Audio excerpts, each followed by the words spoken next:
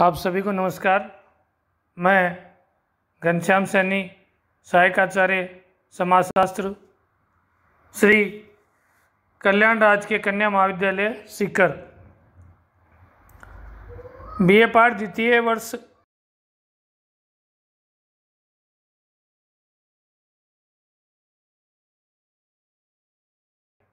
सार्वभौमिकरण universalization.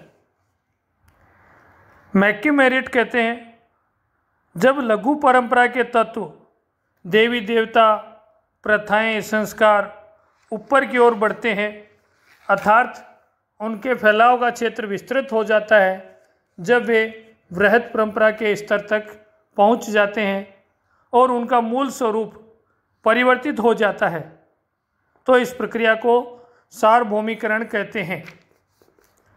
इस कथन से निष्कर्ष निकलता है कि छोटी छोटी परंपराओं के तत्वों के मिलने से एक बड़ी परंपरा का निर्माण होता है, तो उसे सार्वभौमिकरण कहा जाता है।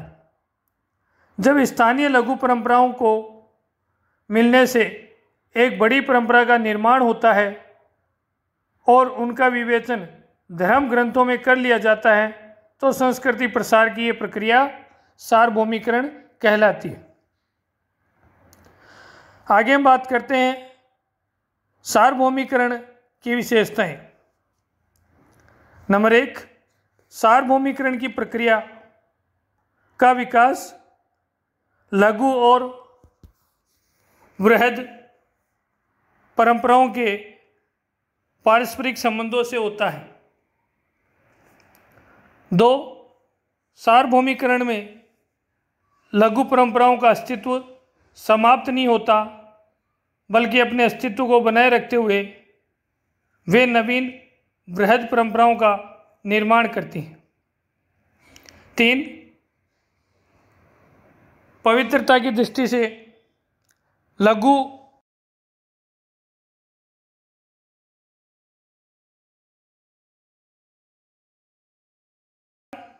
वृहद परंपराएं पूर्णतया नवीन नहीं होती, बल्कि वे वास्तव में लघु परंपराओं का ही संशोधित रूप होती हैं। 5, सार्वभौमिकरण की प्रक्रिया में स्थानीय धार्मिक विश्वास व्यापक स्तर पर फैलते हैं। 6, वृहद परंपराएं प्राय धर्म ग्रंथों में उल्लिखित होती हैं। इस प्रकार निष्कर्ष निकलता है कि जब लघु परंपराओं के तत्व व्यापक स्तर पर ऊपर की ओर फैल जाते हैं और उस स्थिति में वे अपने मूल स्वरूप को खो देते हैं और वृहद परंपरा का अंग बन जाते हैं, तो ये प्रक्रिया सार्वभौमिकरण कहलाती है। सार्वभौमिकरण के कई उदाहरण भारतीय समाज व्यवस्था में मिलते हैं, जिनमें से 2 उदाहरणों पर हम चर्चा करते हैं। पहला है सोरती। मैक्यूमेरिट ने किशनगढ़ी क्षेत्र का अध्ययन किया और अपने अध्ययन के आधार पर बताया कि दीपावली के त्यौहार के अवसर पर यहाँ ग्रामीण लोग अपने घर की दीवार पर चावल के आटे की एक प्रतिमा बनाते हैं, जिसे उन्होंने सोरती कहा है। इसे देवी का रूप माना जाता है, जिसकी पूजा दिवाली पर ये लोग अवश्य करते हैं। यहाँ के लोगों की यह मान्यता है कि लक्ष्मी धनवानों की देवी है और सोरती उनकी अपनी देवी है। यहाँ लघु परंपरा सोरती का परिवर्तन वृहद परंपरा लक्ष्मी।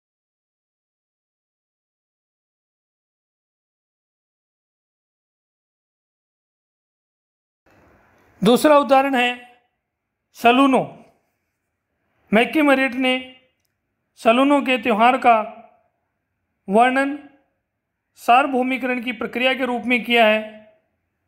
जिस दिन सब जगह रक्षाबंधन का त्यौहार मनाया जाता है, उसी दिन किशनगढ़ी में सलूनो का त्यौहार मनाया जाता है। त्योहारों के कुछ दिन पूर्व विवाहित स्त्रियां अपने ससुराल से अपने माता पिता भाई बहनों से मिलने जाती हैं।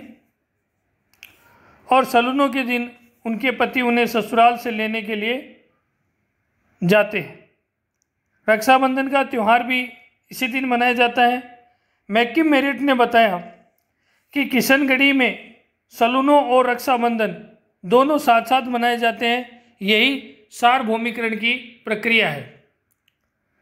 जैसा कि अभी आपने सार्वभौमिकरण के बारे में सुना, सार्वभौमिकरण एक ऐसी प्रक्रिया है जिसमें लघु परंपराएं बृहद परंपराओं का स्थान ले लेती हैं, परंतु यह प्रक्रिया संपूर्ण भारतवर्ष में नहीं पाई जाती है। आगे हम बात करते हैं स्थानीयकरण क्या होता है। स्थानीयकरण को साधारणतया संकीर्णता, देहातीकरण अथवा ग्रामीकरण के अर्थ में प्रस्तुत किया जाता है। अंग्रेजी के शब्द प्रोचाइल का अर्थ भी संकीर्ण है, जिसका आशय हुआ कोई भी ऐसी प्रक्रिया जो समूह की भावनाओं को संकीर्ण बनाए रखे, उसे स्थानीयकरण की प्रक्रिया कहा जाएगा। मैक्किम मेरिट कहते हैं वृहद परंपरा के तत्वों का नीचे की ओर बढ़ना तथा उनका लघु परंपरा के तत्वों में मिल जाना ही स्थानीयकरण की प्रक्रिया कहलाता है। इनका मानना है कि कुछ संस्कृतियों के पुरानी पड़ जाने पर उनकी वृहद परंपराएं परिवर्तित हो जाती हैं। उस अवस्था में उन परंपराओं का स्थानीय विश्वासों और स्थानीय आवश्यकताओं के अनुसार परिवर्तन कर दिया जाता है। अर्थात वृहद परंपरा के अनेक तत्व अथवा कर्मकांड, विश्वास आदि लघु परंपरा अथवा स्थानीय विशेषताओं के रूप में विकसित हो जाते हैं। यही प्रक्रिया स्थानीयकरण कहलाती है।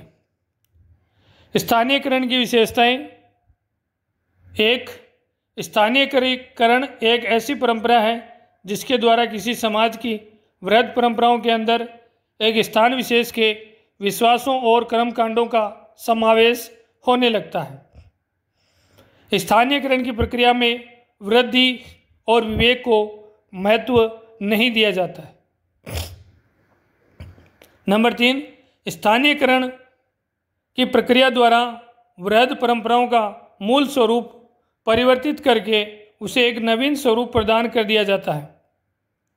4, वृहद परंपराएं अत्यंत व्यवस्थित रूप में होती हैं, किंतु उनका स्थानीयकरण हो जाने पर उनसे संबंधित व्यवहारों व कर्मकांडों में कोई व्यवस्था नहीं रह जाती है। स्थानीयकरण की प्रक्रिया किसी परंपरा के द्वारा संपूर्ण समूह की विशेषता का प्रतिनिधित्व नहीं करती, बल्कि इसके द्वारा एक छोटे समूह के विचारों, अनुभवों और विश्वासों को ही महत्व दिया जाता है। स्थानीयकरण वह परंपरा है या वह प्रक्रिया है जिसमें लघु परंपराएं वृहद परंपराओं की ओर होती है। स्थानीयकरण के उदाहरण की बात करें तो पहला है गोवर्धन पूजा। कालांतर में गोवर्धन पूजा की कथा में अनेक कर्मकांड, स्थानीय विश्वास जुड़ते गए, जिनका भागवत पुराण में वर्णित कथा से कोई न कोई संबंध न रहा। इसका संकीर्ण स्वरूप यह बन गया कि गोवर्धन का अर्थ है गोवर्धन हो गया, और इसी को आधार मानकर गाँव में गोबर की विशेष आकृति बनाकर पूजा की जाने लगी। इन सबसे मैक्किम मेरिट ने यह स्पष्ट करने का प्रयास किया कि वृहद परंपरा गोवर्धन के सांस्कृतिक तत्वों की गति स्थानीय परंपरा की ओर हो गई है। बाद में इसके मूल स्वरूप में परिवर्तन होकर उसे स्थानीय परंपरा का अंग बना दिया गया। यही प्रक्रिया स्थानीयकरण कहलाती है। अगला उदाहरण है नौरता पूजा। मैक्किम मेरिट ने किशनगढ़ी क्षेत्र का अध्ययन करने पर बताया कि वहाँ दुर्गा पूजा के समय एक देवी नौरता की भी पूजा की जाती है। जिसका किसी भी धर्म ग्रंथ में वर्णन नहीं है।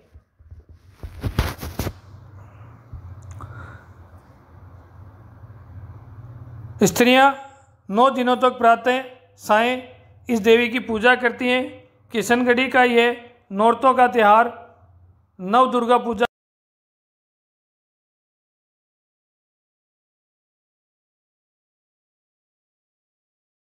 जिसे एक नवीन रूप में माना जाने लगा है, जो भाषा संबंधी भ्रम का परिणाम हो सकता है। इस प्रकार नौरता एक संकीर्ण रूपांतरण है। अभी हमने इस वीडियो में जिक्र किया सार्वभौमिकरण और स्थानीयकरण, दोनों में क्या अंतर है। नंबर 1, सार्वभौमिकरण का अर्थ लघु या स्थानीय परंपराओं का ऊपर की ओर विकास होना। इस प्रक्रिया में अनेक छोटी छोटी परंपराएं एक वृहद परंपरा के निर्माण को स्पष्ट करती है, जबकि स्थानीयकरण का अर्थ है वृहद परंपराओं का नीचे की ओर अग्रसर होना। सार्वभौमिकरण की प्रक्रिया का प्रभाव क्षेत्र विस्तृत होता है। इसके विपरीत स्थानीयकरण की प्रक्रिया में परंपराओं का प्रभाव क्षेत्र संकीर्ण नहीं होता। सार्वभौमिकरण की प्रक्रिया स्थानीय विश्वासों और कर्मकांडों के विस्तार की विरोधी होती है, जबकि स्थानीयकरण की प्रक्रिया में स्थानीय कर्मकांड और विश्वासों की संख्या में वृद्धि होती है। सार्वभौमिकरण एक व्यवस्थित प्रक्रिया है क्योंकि इससे संबंधित विश्वासों व कर्मकांडों का स्वरूप सभी क्षेत्रों में प्राय समान ही दिखाई देता है, जबकि स्थानीयकरण की प्रक्रिया अव्यवस्थित है क्योंकि इसमें परंपराओं का स्वरूप एक क्षेत्र विशेष में ही मिलता है। धन्यवाद।